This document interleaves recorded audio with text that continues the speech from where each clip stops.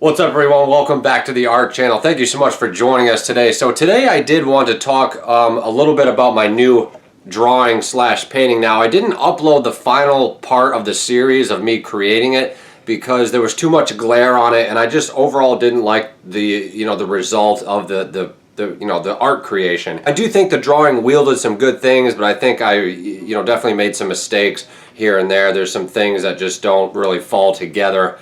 But let's just talk about it. Let's talk about what's good about this drawing and then maybe what's not so good about this drawing. So let's get straight into it.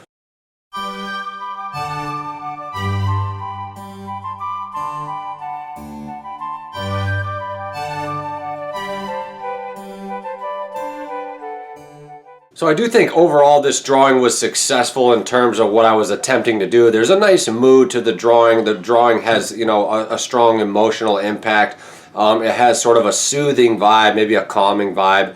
The blue paint surrounding the drawing definitely sort of, aids in this, this process of just sort of being sort of calm or maybe put at ease when you look at the drawing. I like the way that I did the hair for the most part. You can kind of see the, the smoothness maybe of the hair, or the, the light direction of the hair, or the texture of the hair perhaps. The ear there is, not really quite convincing. Not sure exactly what happened there with the ear. And I like the shading over here on the neck. I think the shading over here on the neck was pretty, substantial, I guess you could say. And I like the emotion of the eyes. I think I could have gone much darker with the eyes perhaps. But I like the texture of the eyelashes and the texture of the eyebrows. I like how the eyebrows stand out because they're like one of the darkest parts on the drawing. I like how this section of the drawing over here is, that's where there's less light, so that part of the drawing is fairly dark. And I do admire the shading that I did right here on the side of her face, but it just looks a little bit too harsh, and it just doesn't really fall together for one reason or another. That could have just been maybe a blending issue, or maybe the issue of just not smoothing it out properly, not being careful enough to go from one gradation, one value to the next. But this is what it's all about. It's all about practice, my friends. It's all about just experimenting. And the blue paint surrounding the drawing was kind of just an experiment, just to sort of see if it would make the drawing pop a little bit, if it would add some emotional detail to the drawing. I think overall this is a pretty decent drawing. I can see, I could see it hanging in a frame on the wall or something. I think the lips, I think the issue lies within the lips and the nose for me. The lips, the lips are pretty decent, but they're a little bit too like cut out-ish. They look a little bit too much like they were just pasted on there. There wasn't enough depth around the mouth, so that's something that we're going to work on in the future. And I think the nose just lacks depth. The nose just kind of looked flat. But so, we were talking about the things that I liked about it, and we're also starting to introduce some of the things that I didn't like so much about it. So let's sort of get further into that. I think the drawing looks kind of scratchy. Like if you look up close to it, it just doesn't have a real smooth texture to it, which is fine. Not every drawing is going to be super smooth, or has to be super smooth, or should be super smooth. You're going to have more scratchy drawings. And I was drawing, sitting up like this, just like I would be doing right now, versus my usual drawing practice is sitting down, drawing on a flat surface, more like this.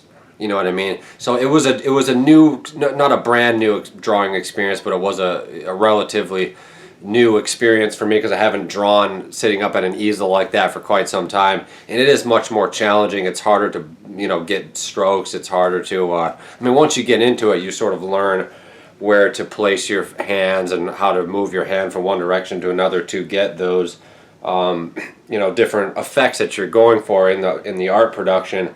But I just think overall, maybe I'm being too critical of it, but I think overall it just fell short because it's a little too scratchy. Some of the values are off. The value is too dark here, but then it gets, it's still dark here, but maybe not quite dark enough. Like it just looks like there's like a dark line here, and then it kind of smooths over to this direction here without any real smoothness to it. And I think the nose just looks kind of flat to me for some reason. I think the ear just kind of fell short. I always struggle with ears. I guess I better start practicing ears. I think the angle of her face right here is a little bit maybe off. It kind of looks like she's maybe grunting or teeth or something, which wasn't really the effect I was going for. But I think overall it looks good. It was a great exercise to practice that angle of the head. I think the way that I did the eyes, you know, they're pretty symmetrically placed together. You know, they look like they're at a good angle. I probably could have maybe changed the shape of that a little bit so it didn't look quite as awkward. But I do like the shading here. I'm pretty much going back and forth between what I like and what I don't like about this drawing, which is okay, I guess. I think this could have maybe been smoothed out a little bit. Some of the stuff that I'm seeing on the screen is like really bleached out, but I think in the video it'll actually pick up fairly well. So it's just a matter of blending. Maybe I could have taken more time, but I think the further I went in on this drawing, just sort of the worse it was kind of looking. Not that it's a terrible drawing, but just it started out looking pretty strong, and then as I got further into it, I noticed some of the shapes weren't right, some of the values weren't quite right. So I was concerned with that in the drawing process. My camera battery almost passed away there, so I had to keep it charging as we film this. So I think overall it's a strong drawing. It sort of has like a, you know, interesting sort of Renaissance vibe to it. But I think overall it just didn't fall together for one reason or another, maybe for lack of proper shading or lack of proper value structure or that sort of thing. So that's something we're going to focus on in the future. You know, I'm going to put this drawing down here in a second, but I think it's just a lesson to myself and to everybody else out there watching this video, every other artist. Is that you don't always have to be perfect as an artist. You're going to make a lot of mistakes. You have to be ready to go into the studio and just fail. Fall down several times, 5, 6, 10, 20, 600, 6,000 times. Then you get back up, you fall again, you get back up, you fall again. That's just how the artistic process works. There's really no way around that process. And I think the best thing you can do as an artist, especially when you're a new, you know, an emerging artist, you're trying to explore your creativity, trying to explore your technique, is get in that studio and just fail, fail, fail. And they're not going to be like failures that are in vain or failures that are meaningless. They're going to be failures that are going to train you for the future. They're going to be failures that are going to just help your technique. They're going to show you what you like about your art, what you don't like about your art, what you'd like to change, what you want to get better. But you've got to be willing to get into that studio and just fail. And you're also going to succeed, but you're also going to fail because, you know, you're trying to learn something that's difficult to learn. It's hard to learn how to draw and paint. Especially if you're not, you don't have, you know, like a real good teacher, or you're just kind of being self-taught, or maybe you're watching, you know, YouTube tutorials, or somebody's maybe teaching you somehow, some way, but they're not, you know, you're not going to have somebody in the studio with you holding your hand 24/7 telling you how to do this, telling you how to do that. So you've got to be willing to get into that art studio and just experiment and fail, but you're also going to succeed.